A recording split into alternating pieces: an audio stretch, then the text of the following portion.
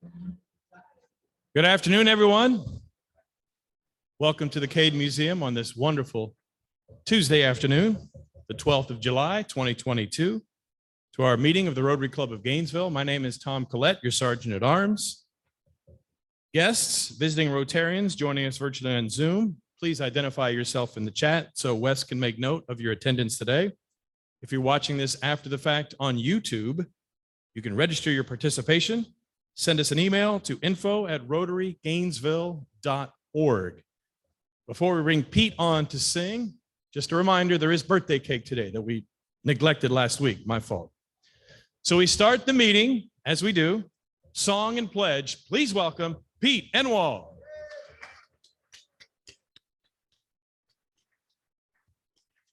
You know, it's no slight to anybody else, but it's really wonderful to have a professional announcer that announces for you. You're really good. You ought to get a job with a university somewhere. Oh, okay.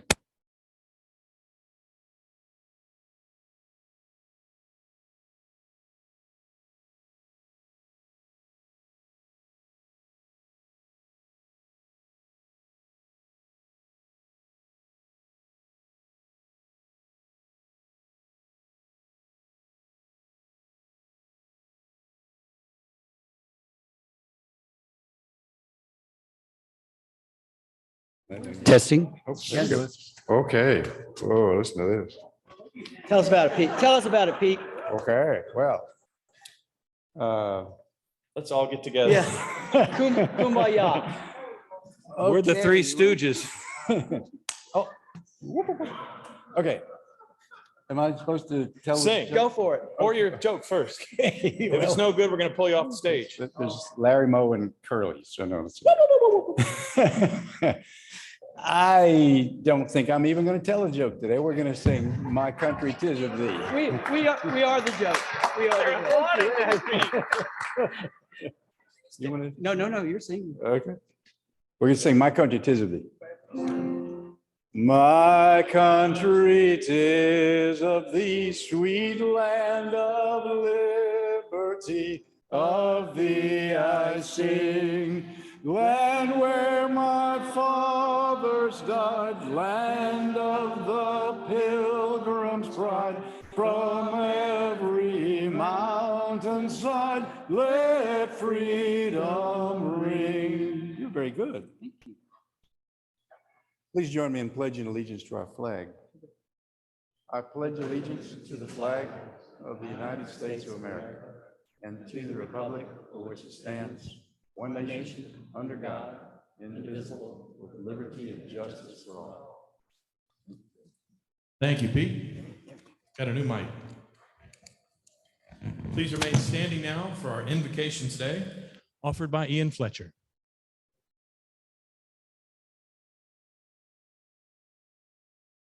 Good afternoon, everyone. Today, I'm going to ask you to remember all the children in our hospitals that have terminally ill disease or maybe awaiting a transplant, and their parents, their family, and the nonprofits in our community that support them. Let us pray. Almighty, grant us the gift of peace, grace, and forgiveness towards one another.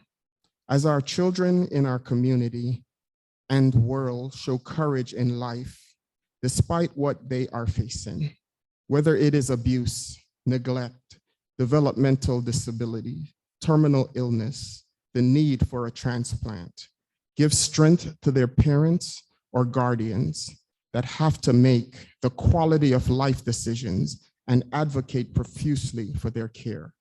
Remember the doctors, nurses, social workers, and all the agencies and nonprofit organizations that work hard to help these little ones have a better life, circumstances, and outlook. Lift their burden and their countenance. You see their tears, pain, and joy. Deliver them and restore some normalcy to their daily routine. As we gather today as Rotarians, let us remember why we have decided to join this great band. Let each of us remember those in need and the needs of our community. for all of us, no matter the circumstances we face, whether sickness, finances, or just daily struggles. As Barzella comes to present to us today, she does such an excellent job for so many in our community that need support, providing them hope, uplift her family. Please help us to do good, be good stewards of our community. Lead our club to handle every project this year and in the future. Remember all that are in need today. We say thank you for all you do for us all. Amen. Thank you, Ian.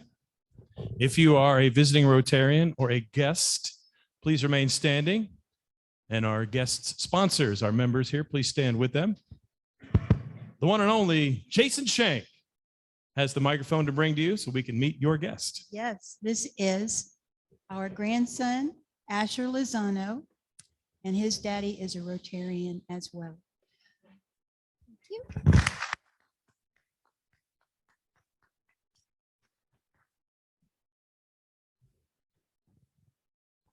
Robert Mounts, and some of you may know that this year I assumed from Greg the presidency of the Matheson History Museum in order to make him free to be our president here. And with me today is our executive director, who's been our director for about a year, Caitlin Hoff Mahoney. She will be our speaker in a couple more weeks.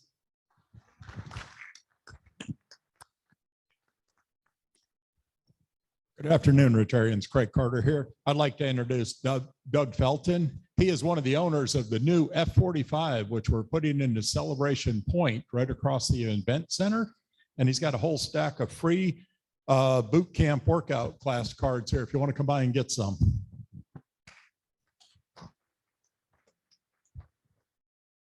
For those of you who may remember, I'm Bill Zegel, and I am pleased to be here with my wife, Carol, as my guest. We're here to heckle Barzella a bit.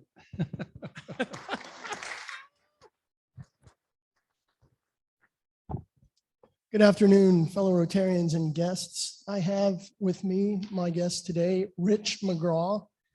Rich is an historian and American history professor from the University of Alabama, Tuscaloosa. He just recently moved to Gainesville permanently, so please welcome Rich McGraw.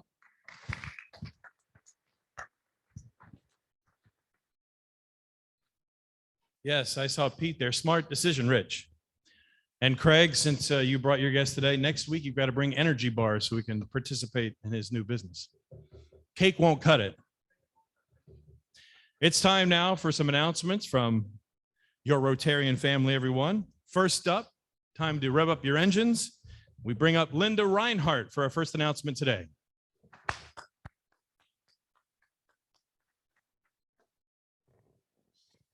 Thank you very much. Well, it is back to school time, which means underwear. I know everybody's excited. It's everybody's favorite. In case you are new to the club, we have been collecting underwear for school nurses for the last several years. They reached out to me and asked, are you guys doing it again? Because we do have a need. And I said, absolutely, we're here for you. So starting tomorrow, the links will be available on DACDB and on our website. And we will be here for the next couple of meetings, collecting and asking you guys to donate to this worthy cause. I am also looking for people to assist with manning the tables. So if you're interested in helping out with this fundraiser, I'd really appreciate it. Thank you very much.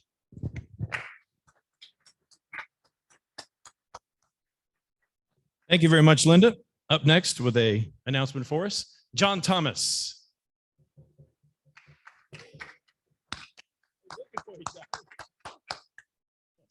Expect a little more hype, but good afternoon, Rotarians. We need to quickly call to order our annual meeting of the Rotary Club of Gainesville Foundation. We have a couple of folks that we need to vote on. As you see at the top are the positions that are filled via bylaws. And then on the bottom are the positions from the other clubs. This is a slate of 7 that we need to vote on now for the foundation. All in favor, say aye. Motion passes. And then we'll have a couple more that we've got to fill once we meet, the foundation actually meets. Thank you.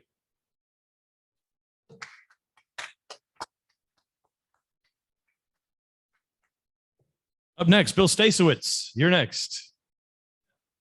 Come on, give him a hand. He wants some hype.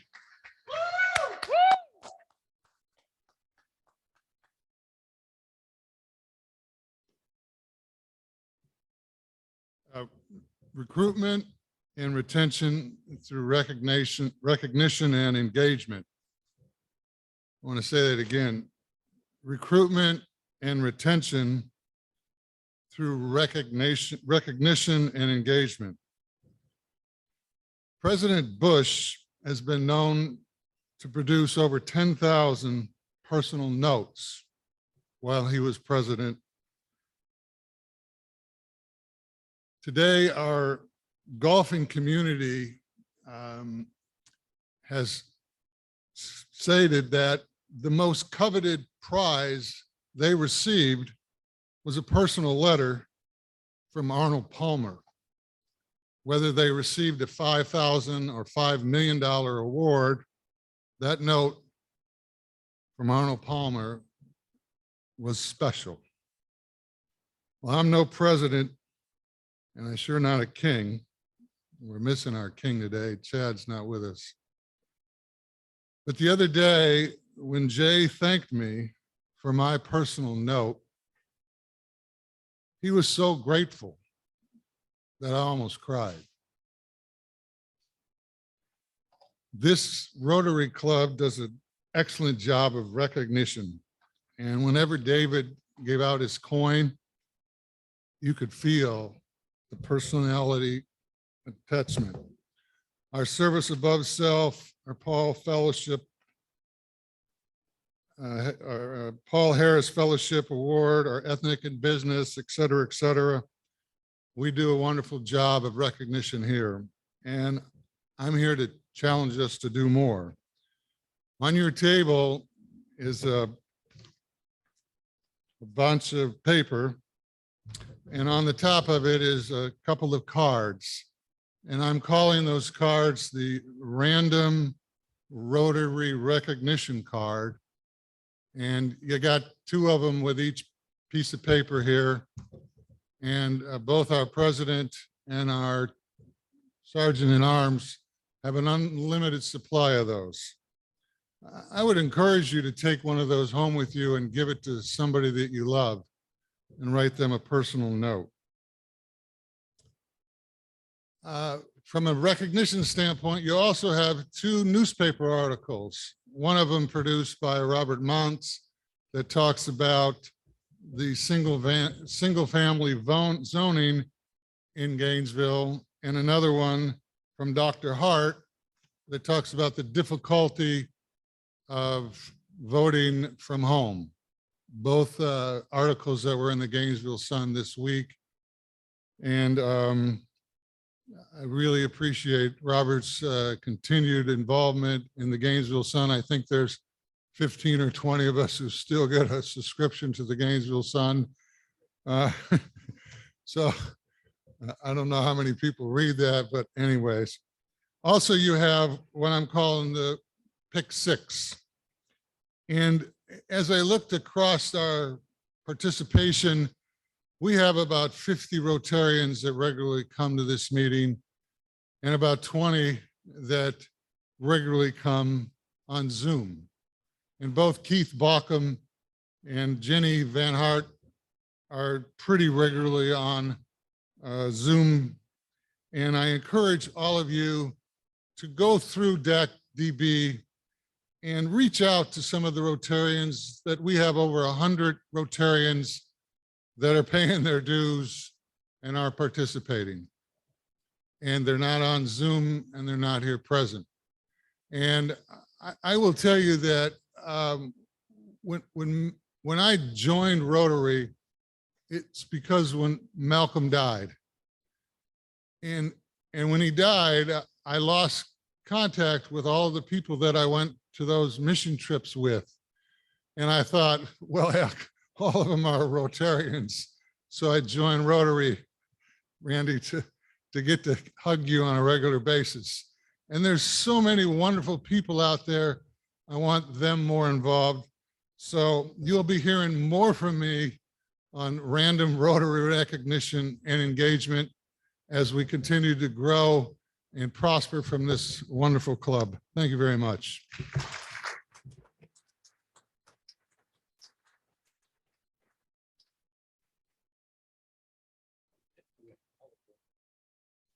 Thank you so much, Bill. And I did receive in the mail, I guess before the cards were made, a random note of recognition from Bill. So thank you so much for that, Bill.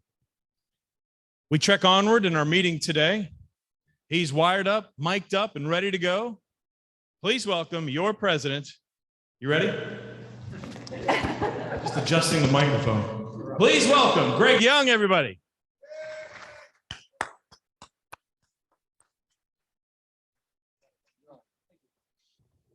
Thank you, Tom. I think I'm going to go with this one because the lapel one is giving me a little issue right now. So anyway, welcome everyone to the CADE. And I want to first thank Bill Stasewitz, wherever he went, for his dedication to this club. This is an initiative that Bill brought to me. And Bill, I want to thank you so much for doing this because you're taking a lot of time. You're retired, but you could be doing a lot of other things, but you're taking a lot of time because you're passionate about this club and it shows. And so Bill Stasewitz, I want to thank you for that. And let's give Bill a round of applause, please.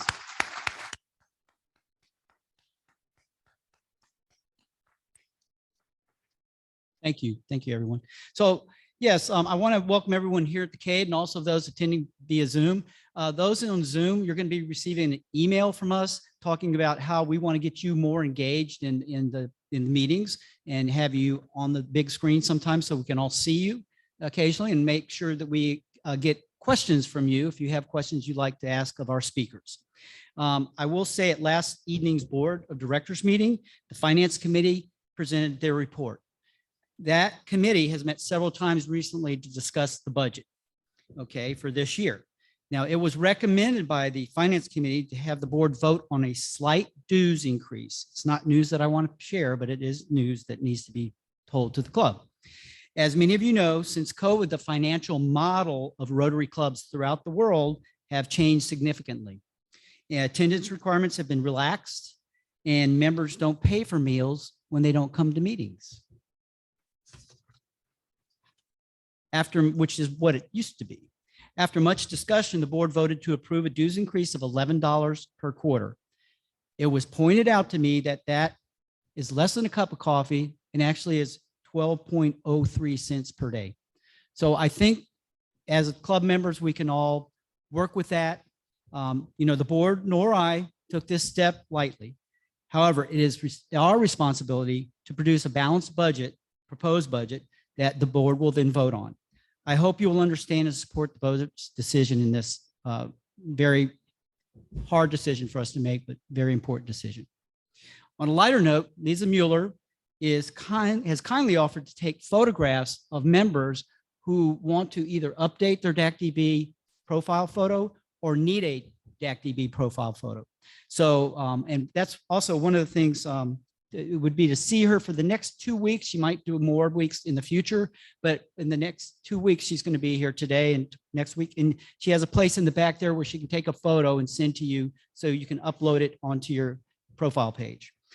We also will be working with DACDB a little bit more this year. It's a great tool that I want to get everybody up to speed on because it's a great way for us to communicate among members and to keep our club more engaged. More on that later.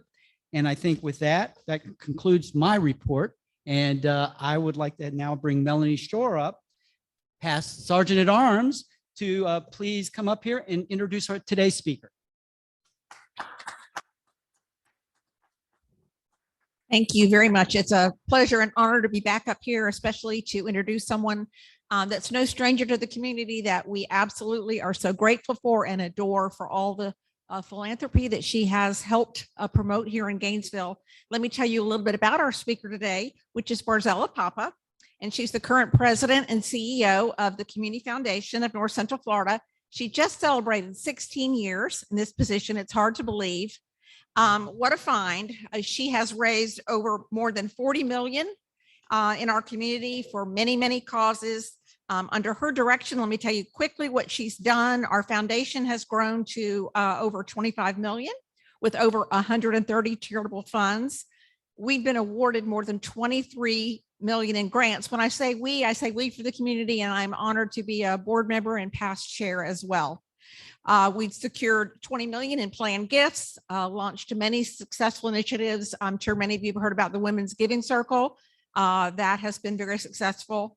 The Amazing Give, the Center for Nonprofit Excellence, and most recently the Philanthropy Hub. And none of these would have occurred without Barzella's leadership and that of the Community Foundation staff. A little bit about her background is Junior League. She's a past president. It was her idea to have the tour of kitchens, which has raised, again, an incredible amount of money for our community and a lot of service to the league. She's received awards for this.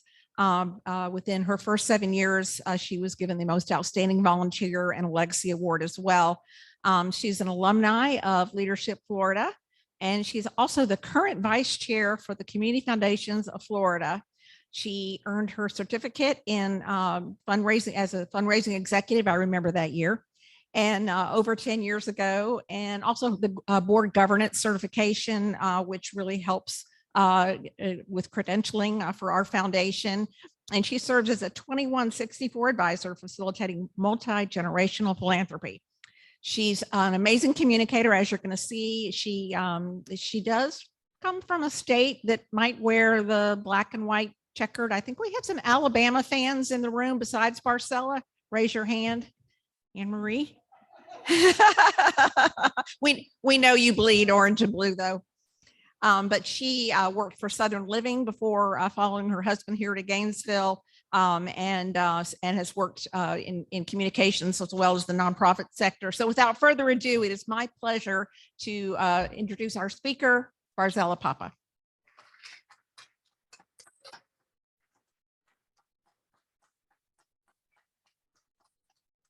Wes, I'm just going to use this mic as well. If that's okay, Wes. Wes is keeping us all together, so. Thank you for that, Melanie, and my Alabama crew. There's a few of you laying low. I don't blame you. Did I hear Roll Tide? Who said Roll Tide? Okay, all right. Wait, I got to turn this on. There we go. Well, it's good afternoon now. It's always that 12 o'clock that's a little awkward. Good morning, good afternoon. But so good afternoon. Thank you so much for the invitation to join you here today to talk about one of my favorite topics, philanthropy. So let's see. Oh. There we go. Beautiful. So now I like to keep my presentations very interactive. So I am going to quiz you. I'm going to ask some questions, and there are some questions that there's a prize or two attached. So I'm going to be looking for full participation, or I'll take my prizes back. So this one, there's no prize attached, but what comes to mind, and you can just say it, what comes to mind in one word? What do you think of when you think of the word philanthropy? Generosity? Giving? Passion. I heard charitable giving.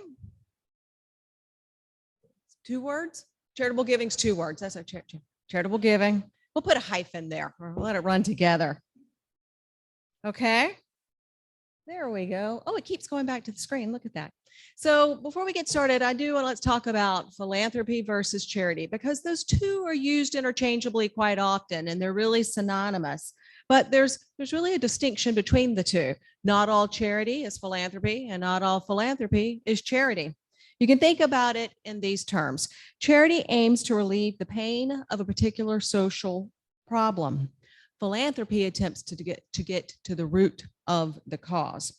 So we're going to spend the first little bit talking about charitable giving, because I heard that. I heard giving, I heard generosity, and charitable giving, the 2 words. So this is always a good slide. I hope you can see this. So the most recent data is from 2020, and I'm happy to report that charitable giving was alive and well in the United States. As a matter of fact, every year it has been increasing year over year. Since 2008, 2009 was the last time that we've seen a dip in charitable giving. You'll see everything increased from 69% from individuals, 19%, that's an increase from foundation giving, 9% of all charitable giving is in the form of bequests. So those are gifts upon your passing, or planned gifts, is 9% there, which is $41 billion in 2020 came directly from estates. The only group that we saw a decline was corporations. We did see a dip in charitable giving from corporations. Now, I always love the statistics over to the side. Where did the contributions go? Year after year, the top subsector to get charitable gifts, religious organizations, followed behind educational institutions. Why do you think that is? One more. They ask all the time. Think about it. It's an expectation if you're tithing or giving at the passing the donation basket. And my husband's a Naval Academy grad. He did not have the foresight to go to Alabama like I did, but the Naval Academy even calls me, the Alumni Association, for a contribution. I think UF calls us now too, because we're kind of honorary here. But you think about it, churches and educational institutions ask often. So that's where the top charitable donations go. So, okay, first question with a prize attached. Anybody want to take a stab at what state? I see a hand up, beautiful. What state ranks #1 in charitable giving in the United States? Bingo. I kind of gave you, Melanie, can I ask you to give? And I'll explain what this is, what your gift is. There was a little bit of hint in that last slide. Religious organizations get the top amount of charitable contributions. Every year, Utah is #1. Where does Florida stack up? 17th. We're 17th in the country as far as charitable giving is concerned. You'll see that there's folders there for you on the table, and there's more information in there. There's a recent study that just came out of charitable giving in Florida for 2021 that reports that 7 out of 10 households in Florida gave to charity. 74% of those donors giving to organizations based here in our state. Why is that important? The last bullet that was up there, because Florida comes in 4th in the country with the number of nonprofit organizations. We have more than 20,000 nonprofits in our state that are active and reporting. So, and you'll see there's more. So Florida households donated on average last year, 1,035 to charity, while high net worth households donated on average just over 15,000. Next quiz. Another prize, my last prize. Now, this one's a little tricky. I want you to think about it. Now, this is back in 2015. That was the last year that this data has been analyzed, that we looked at county by county across the United States. And where do you think, and you can use percentages because that makes it a little easier, out of the 3,141 counties, where did Alachua County come in charitable giving? Tom. #1. Not correct. You can also do percentile if that's easier. 10 number or percentile? Bingo. Yes, that is correct. Believe it or not. Thank you, Melanie. She didn't know I was going to put her to work for that intro. Yes, Alachua County was in the top 10% in the country for charitable giving in 2015. This usually surprises in a pleasant way when we report this data.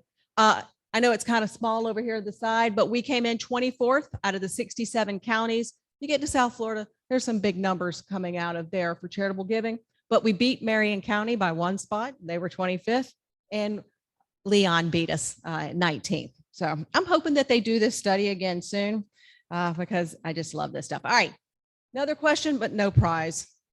I just like to share this. What month is the highest in charitable giving? What month? Yes, bingo, year-end giving. 30% of all charitable gifts take place in the month of December, with 10% occurring in the last 3 days of the year. We've had lots of experience with that year after year. Everybody kind of scrambling at the last minute to get their charitable donations in. The average individual supports 4.5 charities. I don't know where they come up with that half, but that's what the reports say. And then, sorry guys, but 64% of donations are made by women. So just a few little charitable giving stats. So now that we've looked at charitable giving stats, let's take a look at how the foundation plays a role in building local philanthropy. So what is a community foundation? In a nutshell, we are a 501c3 charitable organizations, just like the nonprofits that we serve. But how we are different is we are a grant-making organizations. Individuals create charitable funds under our umbrella. They get the tax deduction. I'll kind of run through that in a minute. And you could think of the community foundation as the philanthropic back office for handling all the grant making. So we work with donors and we work with nonprofit organizations as well. We are governed by a volunteer board of directors, and we have two here today. Carol is here, and Melanie, and I saw a few online as well. But we have a wonderful volunteer board of directors that helps govern everything that the foundation does. So before I go into too much detail about ours, I always like to back up and talk about the history of community foundations, because most people, number one, have never heard of us. Number two, they don't know what we do. So it's always fun to just talk about the history of community foundations. So believe it or not, the business model has been around for more than 100 years. The first community foundation was founded in 1914 in Cleveland, Ohio by a retired judge and banker. There's a photo of him there, Frederick Goff. And at that point in time in American history, you had very wealthy families creating family foundations, many of which are still in existence today. Carnegie, Rockefeller, Mott, et cetera, et cetera. So Frederick Goff wanted to create a vehicle by which people of more modest means could also participate in large-scale grant making. So the community foundation model was born, that people would pool their contributions and then put it back out into the community. Fast forward 100 years later, there are more than 1,800 community foundations worldwide. There's actually more outside of the US than there are in the US. There's about 800 in the United States. Here in Florida, there's 26 of us. And you'll see that one little hourglass up there, 74% of community foundations were established in the last 25 years. So it's been one of the fastest growing sectors in all of philanthropy has been community foundations. So I have a question that's not up there. Anybody want to take a guess at which city in Florida was the first to establish a community foundation? So if it was Cleveland in 1914, anybody want to guess at when or where the first one was established in Florida? 48? No, I guess. No, they have a year on us. Palm Beach? Okay. Jacksonville. Jacksonville established the first community foundation in the state in 1964. It took 50 years for the model to catch on here. So Jacksonville is not only the oldest, they are also the biggest, thanks to the Weaver family that decided to close their private foundation and transition to the Community Foundation Jacksonville. They are approaching the $1 billion mark in Jacksonville. They're just a monstrosity. Our community foundation, we're a baby on the block. That's what I like to say. We were founded in 1998. Next year, we'll be celebrating our 25th anniversary. And it was a visionary group of members of the Estate Planning Council that saw this and said, we need this here in Gainesville as well. So the Gainesville Community Foundation was incorporated in 98 with a vision to build permanent capital to support local programming forever. So you see there, our mission statement is to promote and sustain philanthropy. So how does it work? It starts with donors. It starts with you. It starts with our community. Individuals, families, groups can decide their favorite causes, whether it's arts, environmental, religious organizations. And then they decide what they want to give. So a community foundation, we accept a wide variety of different types of assets, cash, securities, real estate, et cetera, to create permanent charitable funds on behalf of our donors. And as I said, we serve as the philanthropic back office, making sure that our donors' intentions are carried out.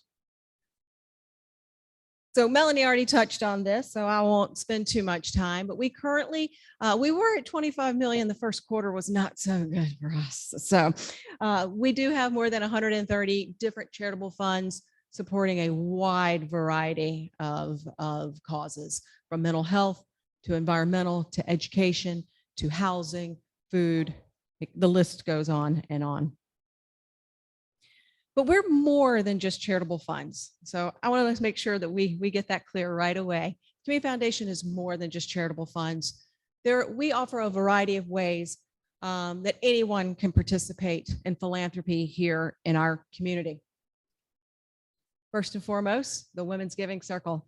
The Women's Giving Circle, we launched that 16 years ago, modeled after collective giving, right? Our goal was, can we get 50 women to contribute $1,000 each, decide where we want to put it back out into the community.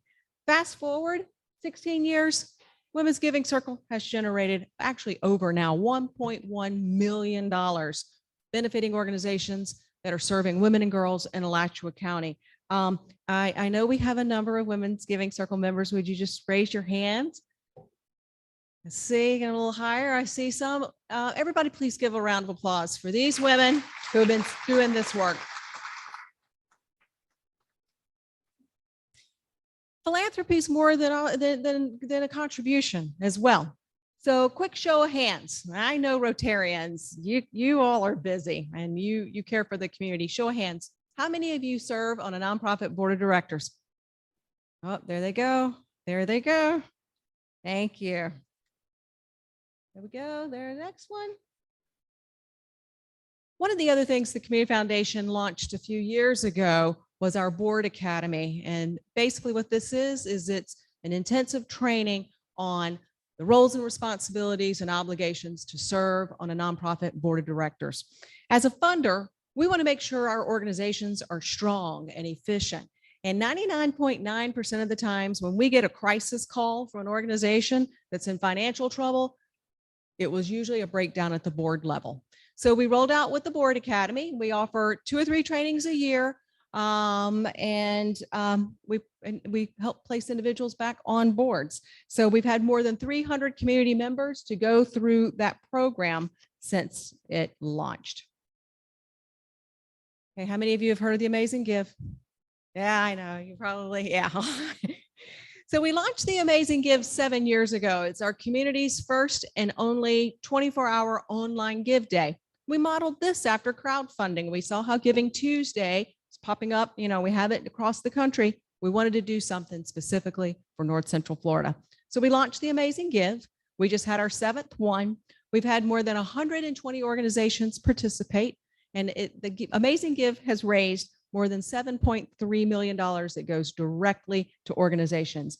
And people can contribute to that at $5. So again, all kinds of ways that anybody can participate in philanthropy benefiting our community.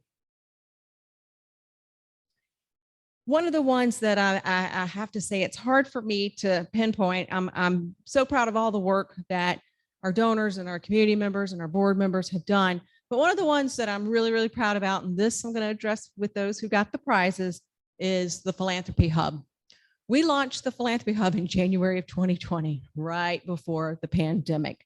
And what the Philanthropy Hub is, anybody can use this. It's the philanthropyhub.org.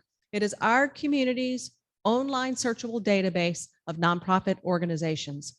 Nonprofits are able to register for free, and it's a place for them to tell their stories. We have 100 reporting requirements that we ask nonprofits to go through, and many of you I know that are directors have gone through this process. And then they become verified by the Community Foundations. Financials are pulled directly from the IRS website. We check to make sure they're up to date with the state, because the last thing we want is any nonprofit to get in trouble here in our community. So the Philanthropy Hub is about building transparency for donors, trust, and giving the nonprofits a place to also share their story. So please, if anything, do check out the Philanthropy Hub. You're able to support organizations directly through that. They're also able to post if they're looking for board members. Volunteer opportunities are also their greatest needs. So at a minimum, please do check out the Philanthropy Hub. We have a lot of organizations that are registered in that database. And there's more, but I won't spend a whole lot of time about this on these. I'll kind of fly through quickly. If anyone volunteers for a nonprofit, whether on the board or as a volunteer, we also have our Center for Nonprofit Excellence that we have been doing since 2015, 7 years now, I believe that we've been doing this. that we offer ongoing training and support for the sector. So we have a calendar of events and anyone can come and attend at any time. Now, how many of you heard about the Thriving Cities report here recently in the Gainesville Sun? Greg, oh, and Caitlin, yes. So Thriving Cities is another initiative that we are funding right now. It's been a very interesting journey with Thriving Cities. What we have been doing is we have been convening community leaders to discuss our local resources, challenges, strengths, and trying to really identify what we have in resources and challenges to make Gainesville thrive. So we just finished phase one. We had a group of researchers from UVA to come down. They interviewed, I believe, 106 community leaders. They provided the feedback. We're going to be moving into phase two here later this summer to talk about how to make Gainesville a thriving city. So if anyone is interested in participating in that, please be sure to contact us and we'll get you into phase two. And then finally in 2019, we recognized a tremendous need in our community, and we have launched our diversity and equity and inclusion work here in our community. Most recently last year, we established a permanent racial equity fund that will benefit organizations that are on the front lines, working to address the disparities and the inequities here in our community.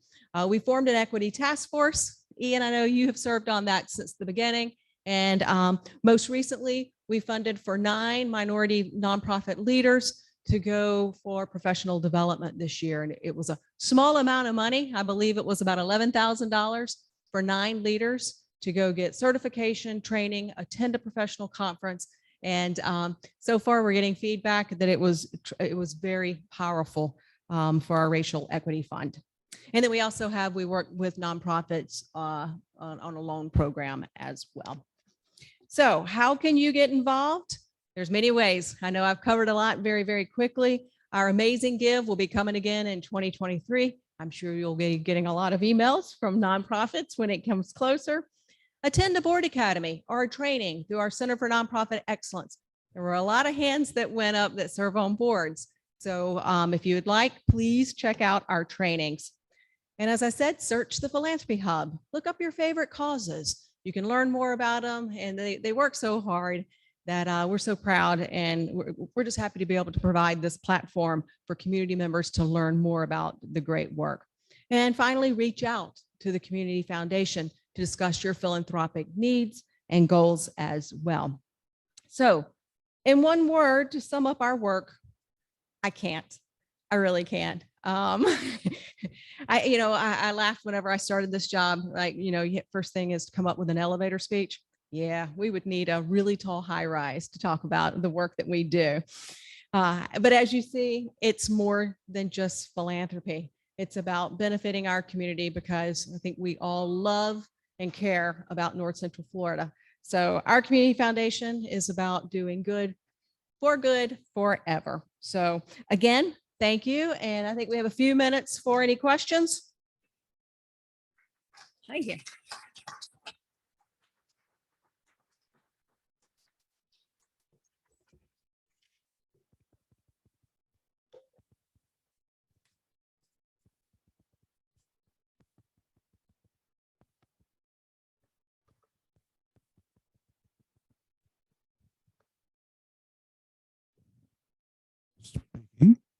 Is it working?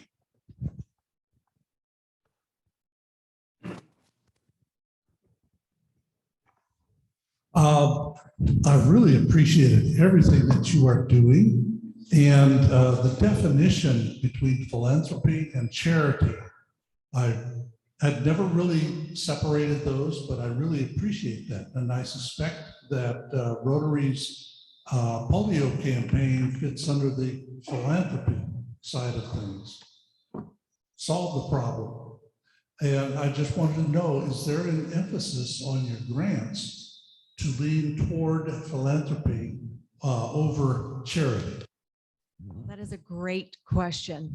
So because our community foundation is just almost 25 years old, To describe ours best, we're really donor driven. It's many donors that come to us about the causes they care for. Now, some donors will take a higher risk and say, okay, let's try this. Let's see if this works. One of the things that we've been doing for 6 years is we have funded, we recognize the need for mental health with children in particular. This has been for years.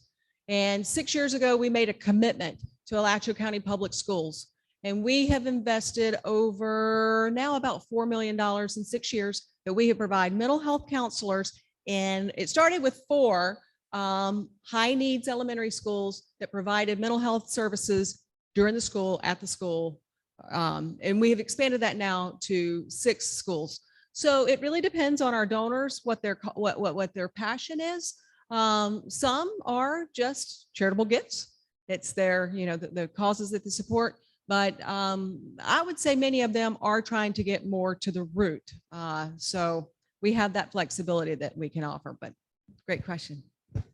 Any other questions? Barzella, Hey, Pete. two quick questions. I think they're quick. One is, could you explain what a charitable or a donor advised fund is? And the other is, if we wanted to start a charitable organization, what could your organization do for us? Okay, great question. So number one, so what Pete was referring to is when you come to the Community Foundation, we offer a different variety of types of gifts, scholarships, to our most popular is the donor advised fund. And essentially in a nutshell, a donor advised fund is you create it, you're an advisor to it, you can name the next generation of advisors, and it really is an alternative to a private foundation. The money is housed at the Community Foundation. And like I said, we are handling the investing, the reporting, the due diligence, and all of the stuff with the IRS. And then we work with our donors and they advise us. They tell us, I want to support Matheson Museum this year and I want it to go to the Ed Foundation or to United Way. And we make sure that Matheson and the Ed Foundation and United Way is up to date. And then we take care of that for our donors. So that's a donor advised fund in a nutshell. Now, the second question, if you want to start a charitable organization, we do provide assistance and resources and referrals. There's a great course over in Jacksonville that we do that was created by attorneys that we recommend most people go through that before starting an organization. But then we provide training and support with anything that has to do with nonprofit management, from running a board of directors to volunteer management to fundraising. So I hope that answers that. I know we're getting tight on time. Is that it? Perfect. Thank you. Sure. Great. Thank you so much, Barzella. You guys do amazing work in the community. You're a great leader for that organization. Come on over here. If you could pull a ticket for a little bit later, I'm going to get that business out of the way, and we'll just hold on to it for me. I'm already drawing. Well, you can draw. Draw, just don't look. I'm a little out of order. I'm still new at this job, but I want to thank you for sharing all this information with us. You guys, obviously we hear about the great work you guys do in the community. You have been a big help to the Matheson over the years. You house some of our funds and manage those. You've also helped us with the board academies. I highly recommend the board academy. If anybody would like to check that out, that's a great thing. So in appreciation for being here today, I would like to present you with 2 items. This one is actually the new Bill Stasowitz model of thank you for being here today.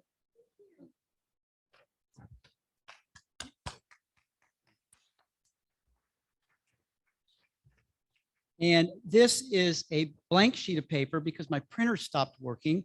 But we are now partnering with the Cade Museum in presenting an award to you that we will be giving a certain amount of funds to the Cade Museum to help with their scholarship funds for at-risk children and children that are underserved in our community. So with that, thank you.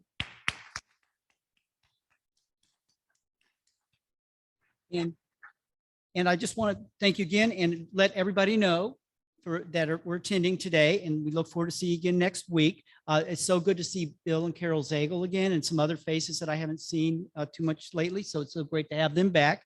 And our speaker, you might want to tune in, will be Professor Emeritus Paul Doring, who will speak to us about direct consumer marketing of pharmaceuticals.